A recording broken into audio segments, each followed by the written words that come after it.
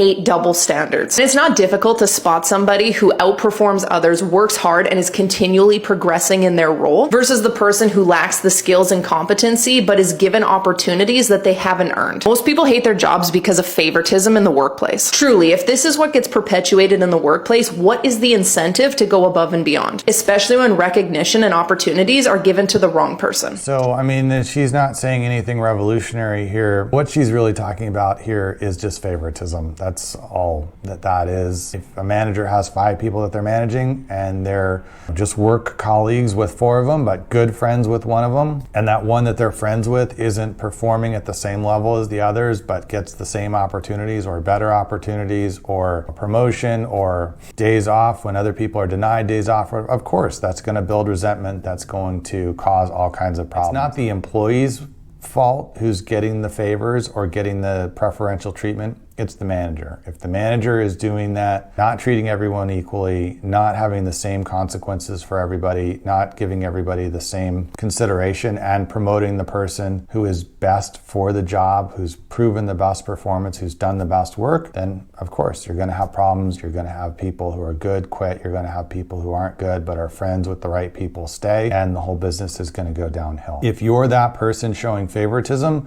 you need to stop. If you're in charge of people who are showing favoritism in their management style, you need to fix it. That's as simple and as straightforward as it can be, or else the whole thing is going to suffer.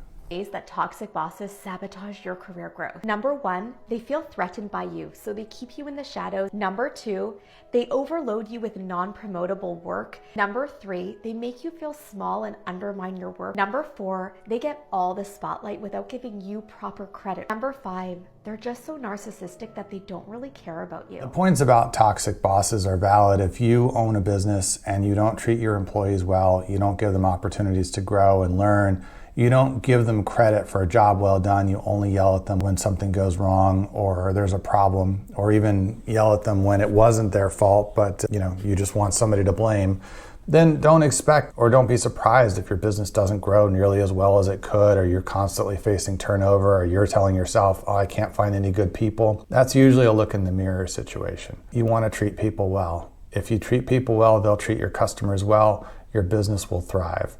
If you don't treat your people well, they're probably not going to treat you or your business very well or your customers very well, and you're going to be constantly putting out fires and cleaning up messes and struggling and being under stress. So learn how to be a good manager, and that's not easy.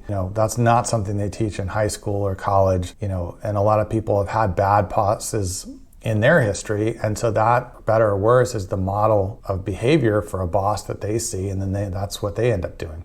But it doesn't have to be like that, and being a good manager isn't particularly hard. Just treat people well, set clear expectations, be fair, give them opportunities to grow, be somebody that you would want to work for, right? If you're a jerk boss, you wouldn't want to work for you either, then why would you be surprised that no one else does? It's not hard to be a good manager, and it pays such huge dividends that I just never understand why people don't do that as a matter of course. By default, be a great boss, don't be a jerk. Boss fired a high-performing coworker without realizing that they now owe him $200,000. He had worked at a fairly large company for 25 years. Since he had worked there for so long, he had extensive corporate knowledge, was very well paid and well tenured. But that all came crashing down when a new boss was hired.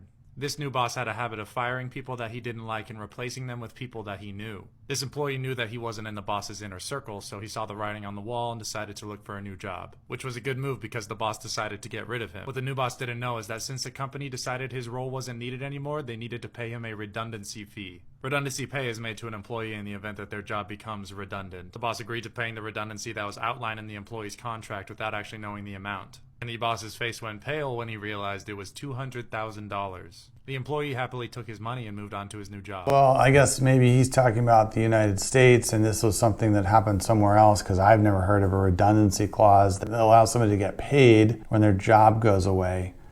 That to me sounds pretty unreasonable. Things change all the time, and if your job is not something that the company still needs, I'm not sure why that's the company's issue to pay you, but maybe I sound like an evil boss. I think the bigger point is if you're a boss, if you're a manager of other people and you have the ability to let them go, it is never okay and it's never a good idea to capriciously let people go just because you don't personally like them, or you would prefer to work with people you're friendly with, or promote people that you have something to gain by giving them a promotion, or just because you like them better. It should always be done on the basis of merit. You should promote people who have earned it, who can do the best job, even if they're not your best friends. And at the same time, if you're friends with somebody but they're not the best fit or they haven't earned it, then they shouldn't get a promotion just because they're in your inner circle. And a company that lets somebody make hiring and firing decisions based on preference versus merit, that's bad for them. That's their fault for allowing a manager to make hiring and firing decisions without oversight, without making the case on why the person deserves to be let go or deserves to be hired. I think the lesson here is bad bosses can definitely cause a lot of problems, not making good hiring and firing decisions. In this case, there was an added cost, but that's not a typical case, but also not the main reason to not let someone go, because you might get caught paying more than you realize. The main reason not to let a good employee go just because you don't like them is it's bad for everyone. And a manager who's making decisions that way, that's really the person who needs to be course corrected or let go if they're not able to manage effectively by weighing the merits of the person rather than their preferences in who they work with. Allow it, you encourage it. So if you're leading, when I get into companies and I start coaching the companies, one of the number one problems is the leader. Because like the leader allows all this mediocrity. It's like, hey man, we don't do that here. I guess the point of that was that good leadership sets the standards and poor leadership is mediocre. They don't provide good leadership. They don't provide standards, designate clear rules and expectations. I would agree with that generally. I mean, I think as a leader, you have to not only think about what you want from the people that work for you, but clearly communicate that.